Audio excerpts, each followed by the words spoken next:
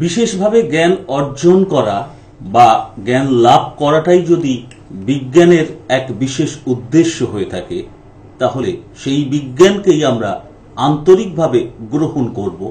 আর সেই কারণেই আমরা ভীষণ আগ্রহ সহকারে অপেক্ষা করব বিজ্ঞানের আলোয় জ্যোতিষ অনুষ্ঠান দেখার জন্য। কারণ এখানে সেই জ্ঞানের আলোকে, বিজ্ঞানের আলোকে বিশ্লেষণটা প্রপার ওয়েতে আমাদের সামনে হয়। আর আমরা আমাদের অনেক দিনের ধ্যান ধারণাকে কোথাও একটা সেই স্পষ্টতার আলোকে, ডেফিনেটলি জ্ঞানের আলোকে মিলিয়ে নিতে পারি, কোথাও একটা চেঞ্জেস এসে যায়। আর সেখানেই বোধহয় সার্থকতা, সেখানেই বোধহয় উদ্দেশ্য পূরণের মূল হাতিয়ার লুকিয়ে রয়েছে। আপনাদের জন্য সেই কাজটা করার তাগিদটা যেখানে, সেখানেই সার্থকতা।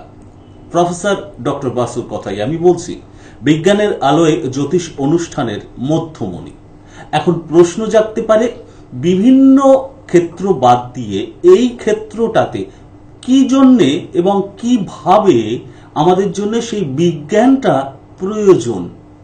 প্রশ্ন যদি জাগে, তার ভীষণ সদর্থক একটা দিক যে আমরা ভ্রান্ত হব না, আমরা জানব, বুঝব, সচেতন হব এবং সেই বিশেষ জ্ঞানটা অর্জন করব যা আমাদের সামনে শাস্ত্র প্রকৃতভাবে রাখে। তারই স্বীকৃতিস্বরূপ বিভিন্ন প্রতিষ্ঠান থেকে, সেটা হতে পারে ন্যাশনালি, সেটা হতে পারে ইন্টারন্যাশনালি, বিভিন্ন জায়গা থেকে, এবং এই ক্ষেত্রে আমি তো উল্লেখ করতেই হয় যে ইউএস এর মতো কান্ট্রি থেকে, সেখানে আইজার, এএফ এর মতো প্রতিষ্ঠান থেকে সেই মেম্বারশিপ বিলং করেন প্রফেসর ডক্টর বাসু। কেন? সেই স্বীকৃতিটা তার জন্য আছে। আর দেশীয়ভাবে আমরা তো তাকে কুর্নিশ জানাই তার এই স্পষ্টতার কারণে বিশেষ করে। আর ভাবতে পারি, আশ্চর্য লাগে অনেকের কাছে হয়তো, যে সম্পূর্ণ বিপরীত মেরুর এক পেশার জগতের তিনি মানুষ। কম্পিউটার সায়েন্সের সিনিয়র ফ্যাকাল্টি, একটা নামজাদা প্রতিষ্ঠানের, ইঞ্জিনিয়ারিং প্রতিষ্ঠানের, সেখানে সেই কম্পিউটার সায়েন্সের সিনিয়র ফ্যাকাল্টি রূপে তার নিত্য অহরহ যাতায়াত। কিন্তু তার পাশাপাশি এই যে ক্ষেত্রটায় তার আগমন, আগ্রহ, সেটাও আমরা যদি আমাদের জ্ঞান দিয়ে সেই বিজ্ঞানের আলোটা ফেলতে পারি, তাহলে আমরা বুঝে নিতে পারবো, চিনে নিতে পারবো যে মানুষটা কতটা জেনুইন এবং কতটা জ্ঞানী। ঠিক সেই ক্ষেত্রটাই প্রস্তুত হতে আজকের পর্বে আমি তার কাছে আবেদন জানাবো। ডেফিনেটলি আপনাদের ওয়েলকাম জানাই প্রফেসর ডক্টর বাসুকে। নমস্কার। নমস্কার। শুরুতেই আমি বিজ্ঞানের আলোয় কথাটা নিয়ে একটু বিশ্লেষণের চেষ্টা করলাম, এবং একদম স্পেসিফিক্যালি আপনার কাছে আজকের এপিসোডে আমি রিকোয়েস্ট রাখবো। তন্ত্র নিয়ে আমাদের নানাবিধ ভাবনা আছে, নানাবিধ জ্ঞান আছে। কোথায় কোনটা অজ্ঞান আর কোনটায় বিশেষ জ্ঞান, সেটা নিয়েও কনফিউশন আছে। আমরা নানা রকম কথা শুনি তন্ত্র নিয়ে, নানা রকম সংস্কার, কুসংস্কারের কথাও শুনি। অ্যাকচুয়ালি আপনার এই ফোকাস পয়েন্টটাকে আমি রিকোয়েস্ট করছি, তন্ত্রের উপরে আজকে যদি আপনার অনবদ্য বিশ্লেষণ করেন। বিগত কয়েক দিন ধরেই আমার বহু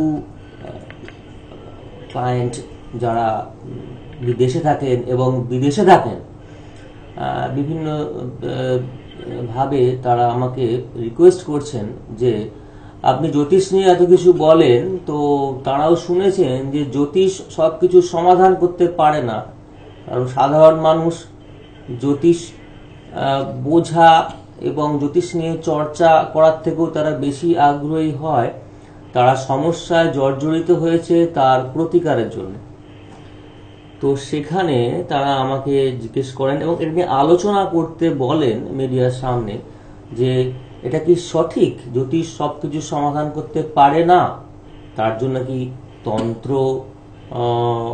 এই তন্ত্রের ব্যাপারে কিছু আমাদের জানা প্রয়োজন, বা তান্ত্রিক কিছু প্রতিকার আমাদের নেওয়া দরকার, যদি হয় সেটা কতটা বিজ্ঞানসম্মত, কতটা সঠিক। এই ব্যাপারে বলতে গিয়ে আমি এর আগেও অনেকগুলো এপিসোডে বলেছিলাম যে আমি একদিন তন্ত্র নিয়ে আলোচনা করব। আপনাদের অবাক লাগতে পারে, বিজ্ঞানের আলোয় জ্যোতিষ অনুষ্ঠানে প্রফেসর বাসু হঠাৎ তন্ত্রের কথা বলছেন কেন? তার মানে উনি তন্ত্রকে অ্যাকসেপ্ট করছেন? না রিজেক্ট করছেন। অ্যাকসেপ্ট করছি আমি বা রিজেক্ট করছি আমি, সেটা আলোচনা করার বিষয় আজকে নয়। আজকে তন্ত্রটা সত্যি করে কি, তন্ত্র সাধনা বলতে আমরা কি বুঝি, এই ব্যাপারে একটু আলোচনা করি। শুরু করব, আমরা যে বিভিন্ন ধরনের সমাজে মানুষ থাকি, দেখুন আজকে যারা আপনার ক্যামেরার সামনে, মানে আজকে আপনি যারা টিভির পর্দার সামনে বসে আছেন, তাদের অনেকেই ভাবতে পারেন যে তন্ত্রটা একদম বোধহয় বুজরুকি, এটার কোনো বিজ্ঞানসম্মত কারণ নেই, এটা শুধু একটা অর্থকরী ব্যাপার আছে, তার জন্যে কিছু তন্ত্র সাধকরা মানুষকে প্রতারণা করে তাদের স্বার্থ চরিতার্থ করছেন। আবার কিছু দর্শক আছেন যারা ভাবছেন যে তন্ত্র মানে প্রচন্ড আমাকে চোখ বন্ধ করে বিশ্বাস করতে হবে, আমি কাজ পেয়েছি, আমার জানার দরকার নেই তন্ত্র কি বা কেন আমরা করব। বিভিন্ন মানুষ যে চোখে যেভাবে দেখেন। আজকে আমি একটু আলোচনা করব একটা এক্সাম্পল দিয়ে। একটা ধরুন ওয়্যার, ইলেকট্রিক কেবল এমনি পড়ে আছে, এর মধ্যে কেউ আছে কি? একটু প্লিজ সাথে থাকবেন, কিন্তু উনি বিচলিত হচ্ছেন। আই থিঙ্ক একটু কথা বলে নিয়ে তারপরে আপনার একদম দেখতে যাওয়াটাই বোধহয় অনেকে ওয়েট করছেন। হ্যাঁ, নমস্কার নমস্কার, বলুন আপনি কে বলছেন? একটু জোরে বলবেন প্লিজ। অঞ্জন মন্ডল বলছি। কোথা থেকে? আমি বলছি কলকাতা পশ্চিমা থেকে। ওকে, নিজের সম্পর্কে কোয়ারিজ, তাই তো? ওকে, আপনার ডেট অফ বার্থটা আমরা জানতে চাই এবার। ডেট অফ বার্থ হচ্ছে 9 জুলাই। 9th জুলাই, ওকে। 9 জুলাই 1985। 1985, ওকে। জন্মের টাইমটা বলবেন প্লিজ। 1:20 রাত্রিবেলা। রাত 1:20। প্লিজ আমাদের অ্যাসিওর করুন 8 তারিখ থেকে 9 তারিখ হচ্ছে মিডনাইটের পরে, তাই কি? হ্যাঁ, 9 তারিখ না, 9 তারিখ থেকে 10 তারিখ। তাহলে আমাদের এটা 10th জুলাই ধরতে হবে, ওটা তো আমি জানি না, তাই তো স্যার? রাত্রি কটা হয়েছে? রাত 1:20। 10 জুলাই। আর আপনার প্লেস অফ বার্থ কোথায়, জন্মের স্থান? জন্মের স্থান হচ্ছে না, কলকাতা শ্বশুনা। ওকে, সময়টা বললো কত? রাত 1:20। আমি এই ক্ষেত্রে আপনার সাথে সাথে একটু আবেদন সকলের কাছে জানিয়ে রাখি যে স্যারকে আমরা খুব আন্তরিকভাবে চাই এবং তিনিও তার ব্যস্ত শিডিউলের মধ্যে থেকে আসেন। জানার ইচ্ছাটা আমাদের ভীষণভাবে প্রবল। আই থিঙ্ক টিভি সেটের সামনে আপনারা অপেক্ষা করে আছেন। আপনাদের যারা ফোনে জানতে চাইছেন, প্লিজ আপনাদের স্পেসিফিক কোশ্চেনটা রাখবেন, যেটা সবচেয়ে গুরুত্বপূর্ণ প্রবলেম এই মুহূর্তে আপনি হয়তো ফেস করছেন, সেই কোয়ারিজটা রাখবেন প্লিজ। সেই ক্ষেত্রে আপনাকেও বলি আপনার নির্দিষ্ট প্রশ্ন প্লিজ। প্রশ্নটা বলবেন। আয়ের ব্যাপার। সরি, আরো একবার। আয়ের ব্যাপার, মানে ইনকাম। আপনার আপনার বৃষ লগ্ন। হ্যাঁ, তো আরেকবার বলবেন, কেটে কেটে যাচ্ছে, বুঝতে পারছি। বৃষ লগ্ন, বৃষ লগ্ন, আপনি কি পৌঁছেছে আপনার কাছে? হ্যাঁ, এবার ঠিক আছে। তো বৃষ লগ্নে আপনার যে আমরা একাদশপতি থেকে আমরা আয় বিচার করি, সেই আয় কি আনতে যাচ্ছেন, মানে আয় আপনি কতটা হবে, কবে হবে, না কি একটু স্পেসিফিক্যালি বলুন। আয় বলতে কি বলছেন? আপনার আয় হচ্ছে না এরকম কিছু কি প্রশ্ন করতে যাচ্ছেন? কিন্তু জমানো যাচ্ছে না, মানে পারছে না, কবে কত কি পাবো, পারতে পারে কিনা ওইটা জানা। হ্যাঁ, আপনার বৃষ লগ্নের সাপেক্ষে আপনার একাদশপতি হচ্ছে আমাদের মেষ। সেই মেষের যে মেষে বসে চন্দ্র, তো মেষের যে অধিপতি মঙ্গল, সেই মঙ্গলের অবস্থান আমরা দেখতে হবে যে কি অবস্থায় আছে। সেই মঙ্গল কিন্তু রয়েছে রবির সঙ্গে যুক্ত হয়ে, মঙ্গলের যুক্ত হয়ে তৃতীয়, মানে দ্বিতীয় বসে আছে সাপেক্ষে। তো আপনি যদি নিজের ঘরে থেকে যদি কোনো কিছু পুরনো, আপনাদের কোনো পুরনো ব্যবসা আছে, মানে পৈতৃক ব্যবসা ছেড়ে দিয়েছেন, এটাই ভুল করেছেন। মানে আপনার ডিএপি অনুযায়ী আমরা অনেক সময় কি হয়, আমরা একটু খারাপ সময় যায়, ঠিকঠাক প্রতিকার করে নিলে তা আমরা ফুল ইউটিলাইজ করতে পারি। যে পৈতৃক ব্যবসা আছে এ সূত্রে, সেটা লেগে থাকুন, একটু প্রতিকার করিয়ে নিন। কি প্রতিকার করতে হবে না করতে হবে তার জন্য ডিভিশনাল চার্ট দেখতে হয়, অনেকগুলো চার্ট বিচার করতে হয়।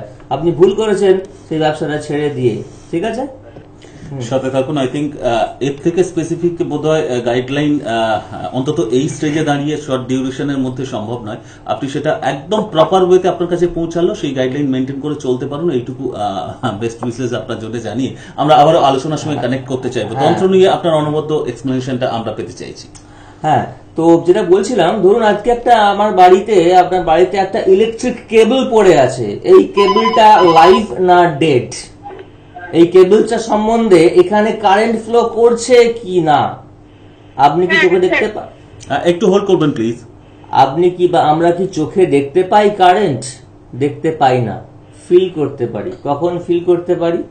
হয় আমাকে হাত দিয়ে দেখতে হবে, যদি পাওয়ার সাপ্লাইয়ের সঙ্গে যেটা কানেক্টেড থাকে, যদি বেশি অ্যাম্পস চলে তাহলে ফিল করার কোনো প্রশ্নই নেই, ফিল করার আগেই ববলীলা সাঙ্গ হয়ে যাওয়ার ব্যাপার। আর না হলে কি বুঝতে পারি? এই ইলেকট্রিক কারেন্টটা যদি আমি কোনো লোড দিই, কোনো বাল্ব থাকলে সেটা জ্বলে, অর্থাৎ ইলেকট্রিক এনার্জিটা লাইট এনার্জিতে ট্রান্সফার হয়। কোনো পাখা থাকলে সেটা ঘোরে, ইলেকট্রিক এনার্জিটা মেকানিক্যাল এনার্জিতে ট্রান্সফার্ড হয়। তন্ত্রের শুরুটা এখান থেকে।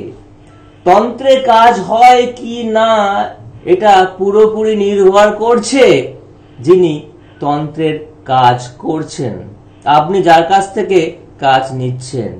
তন্ত্র সাধক বলতে কি আপনিও তো হতে পারেন, অবশ্যই হতে পারেন।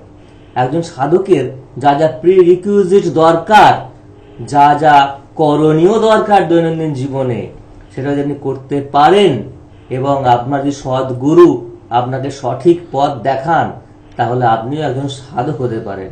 আপনিও লোকের, অনেক মানুষের এবং নিজের আত্মিক উন্নতি করতে পারেন।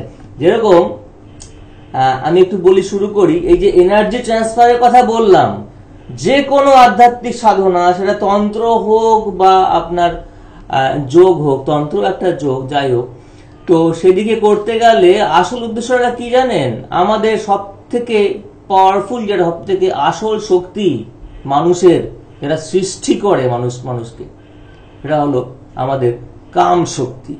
এই কাম শক্তিকে, যেটা আমাদের মূলাধারের মধ্যে থাকে, কুণ্ডলিনী তত্ত্বজ্ঞান পড়াশোনা করেছেন তারা জানেন, এই মূলাধার চক্র থেকে এই কাম শক্তিকে জাগিয়ে তুলে যদি ওজশক্তি বা আধ্যাত্মিক শক্তিতে রূপান্তর করা যায় বা করার চেষ্টা কেউ করেন, তিনি ধাপে ধাপে সাধক হয়ে ওঠেন এবং এক সময় তিনি সাধক থেকে যোগী হন।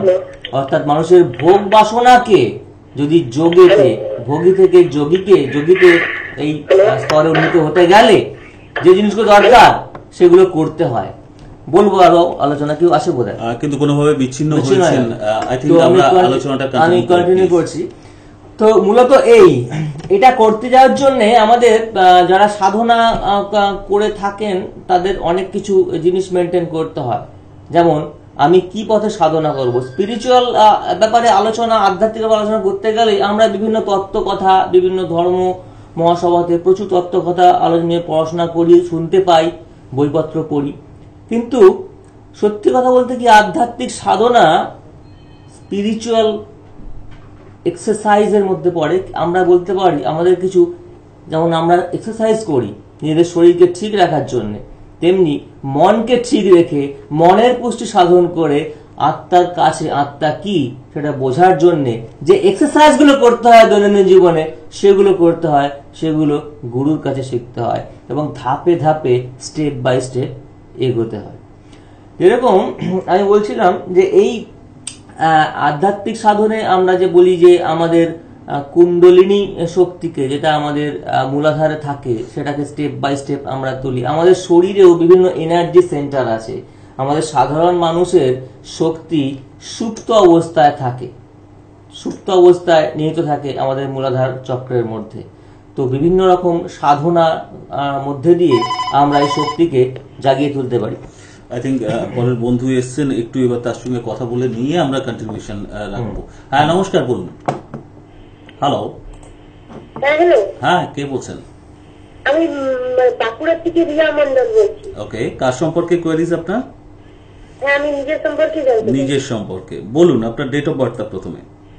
11 April 1993। 11th of April 1993। Okay, time of বার্থটা আপনার, জন্মের সময়? সকাল 10:50। 10:50 AM। আর জন্মের স্থান কোথায়?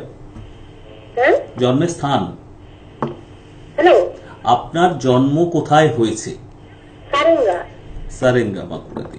বেশ, আপনার সরাসরি কোয়ারিজ রাখুন। সবচেয়ে গুরুত্বপূর্ণ যে সমস্যা বা প্রশ্ন সেটা সরাসরি স্যারের কাছে রাখতে পারেন।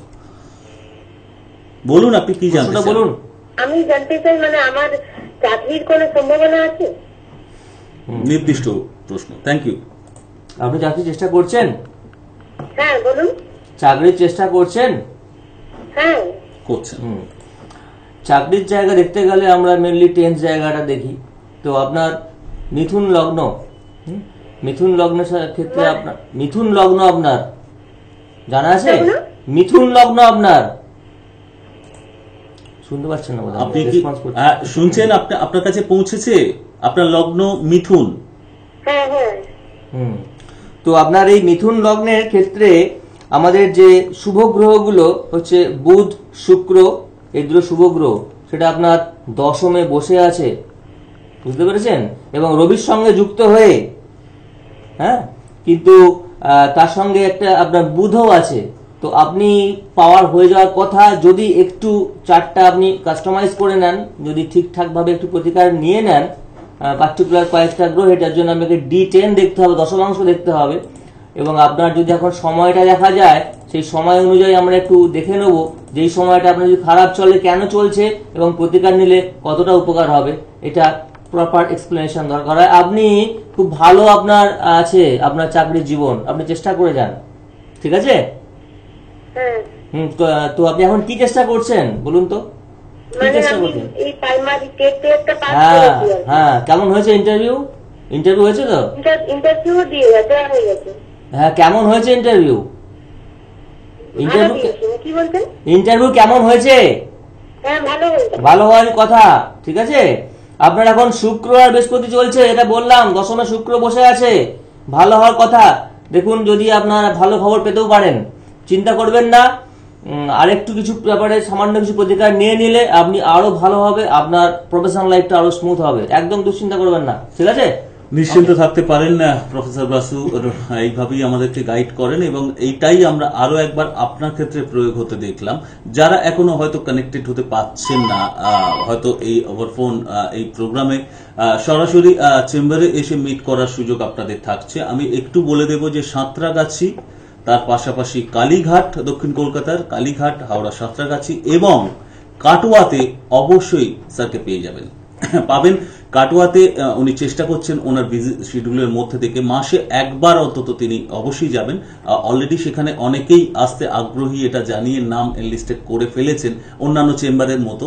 সেক্ষেত্রে আর লিমিটেড কিছু হয়তো বুকিং পাওয়া যেতে পারে। যারা ইন্টারেস্টেড তারা প্লিজ যত তাড়াতাড়ি সম্ভব কাটোয়ার ক্ষেত্রে নামটা এনলিস্টেড করিয়ে নেবেন।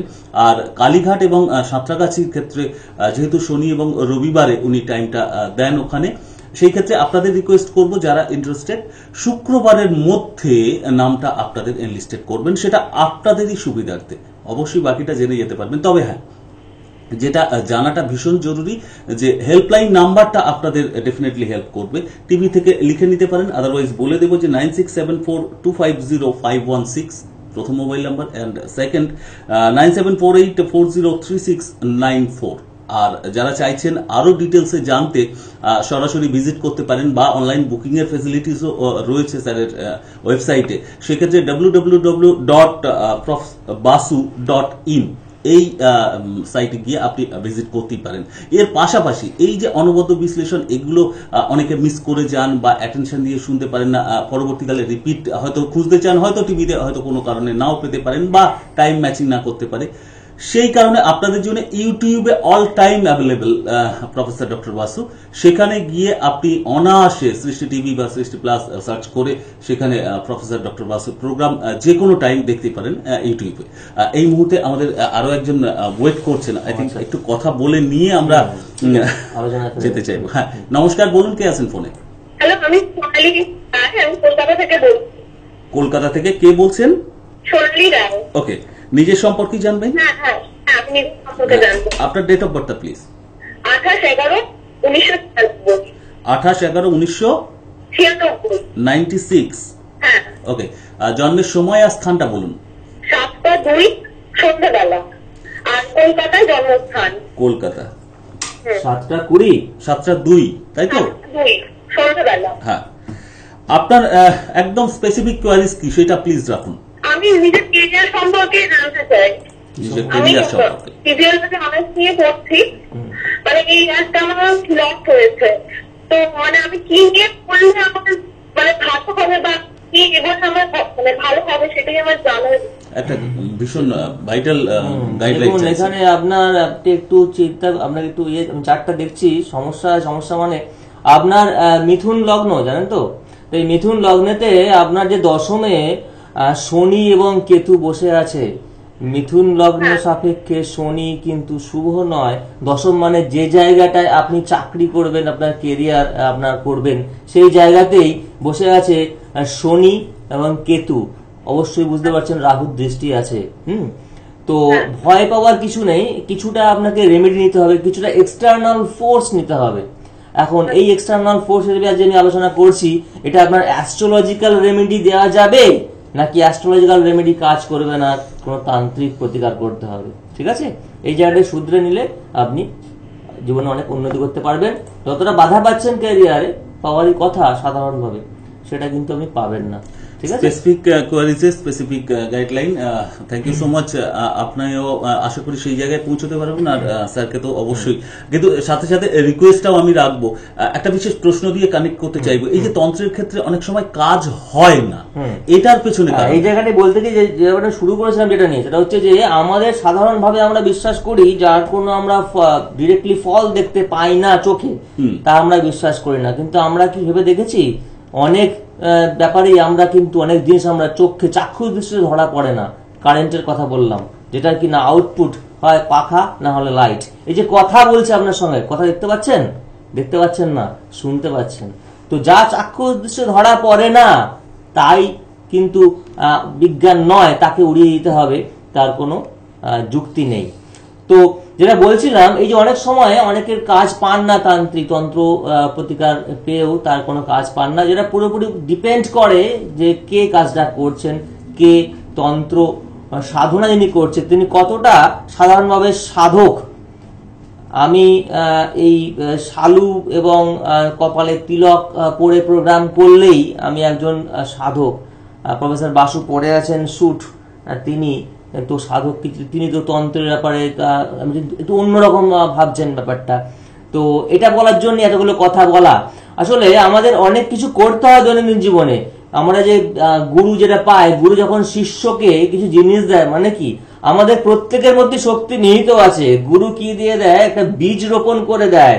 মাটিটা যদি উর্বর থাকে তো বীজ পড়লেই তার ফল পাওয়া যায়।